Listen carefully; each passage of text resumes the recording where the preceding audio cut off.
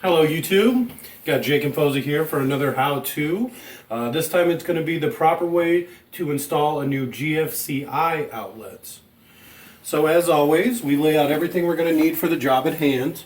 Our 10-in-1, our needle nose, strippers, the new outlet, our tester. This one actually came with a new faceplate, so we're going to put a new faceplate. So as always, when working with anything electrical, you're going to want to turn the power off before you start. So this one actually has them labeled. Kitchen receptacles are 11 and 12.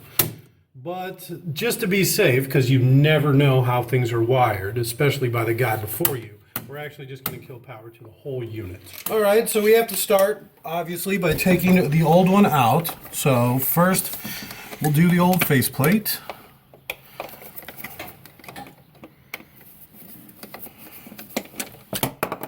All right. Now, GFCI outlets are a little different than a regular outlet. For one, they're about 5 times bigger, so they go deep, deep into the wall. All right, we got this done. Pull it out so we can see the wires. Looks like this one's just conduit coming in, and then we have our ground wire here that's got wire nuts. So as you can see, again, these people just straight plug it into the back. I don't understand why people do this. I don't know how much time it can actually save you, but it definitely makes it a lot harder when you have to cut them out. And think about it like this. If every time you had to replace an outlet or something, you had to cut the wires, after you do it 2 or 3 times, you're not going to have any wires left to deal with. That's why I'm always saying it's always better to just hook it. That way you could just unhook it and put a new outlet in. It'll save you a lot of trouble in the long run having to run new lines. Alright, so now that we've got the old one removed and we've pulled out the wires, we actually stripped them back down, obviously 14 gauge as most residential is. We stripped them down back about 1 inch. If you look on the back of this, this isn't like a typical outlet where you can actually hook them around the screws. These ones you actually have to plug in. If you look on the box, it'll say make sure you read the directions, which you always want to do before starting a job like this. But it says specifically that power in is going to be line and power out, or anything after this, is going to be load. If you don't hook this up correctly, it might not be grounded right, or the outlet just won't work, because you specifically need power to come in on top. So now that we've got these done, there's actually a strip gauge here on the back that'll show you how deep you have to make the wires. Now, as always, you're going to do black goes to the brass side and white goes to the silver side. So it's the hot and it's the neutral.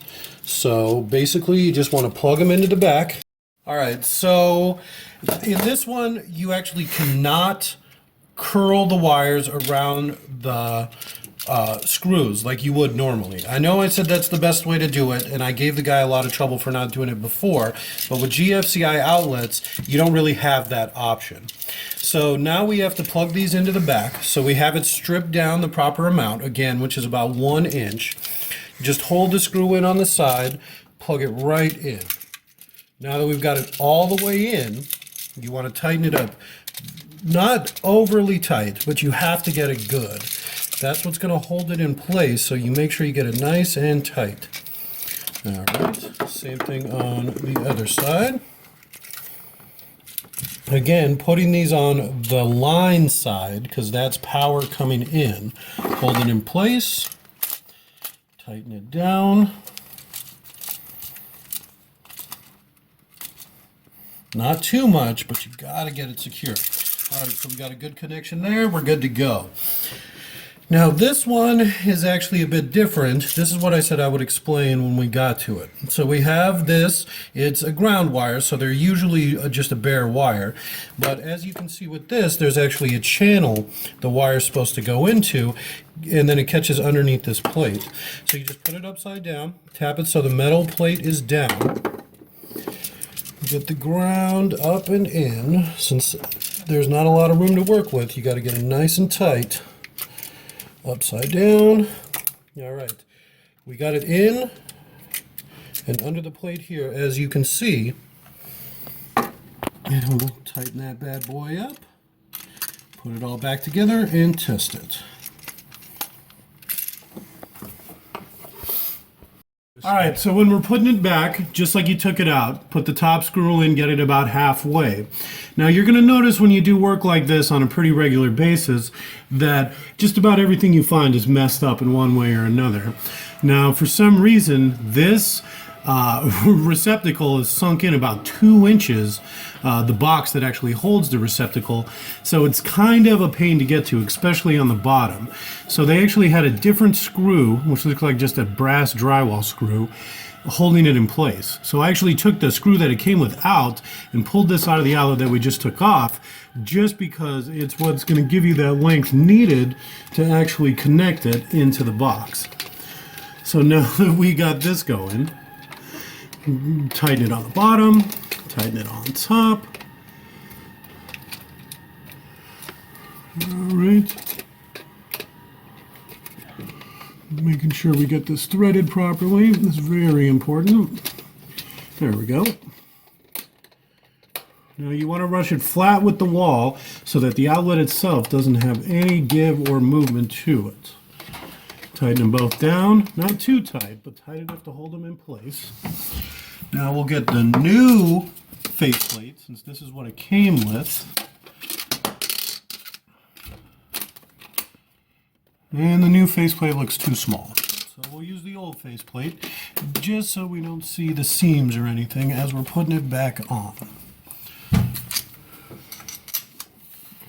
Tighten it up. Not too tight, because you don't want to break the plastic.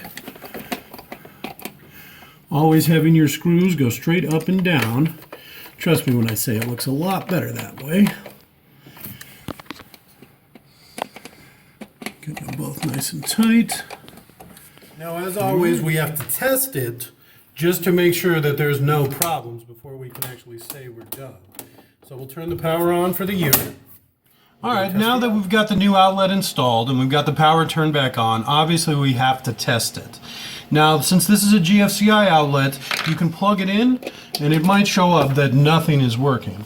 Now, that's not true, it's just that it needs to be set before you can actually test it. That's what these buttons are for. There's a reset button and a test button. So you pop it in. See the 2 lights? That means we're good to go. Test both of them, even though we know it's done properly, just to make sure that it's working right. Now again, if you install it and you hook something up and it's not working, you just have to hit the button, the test button. That pops it out, push it in, you're good to go.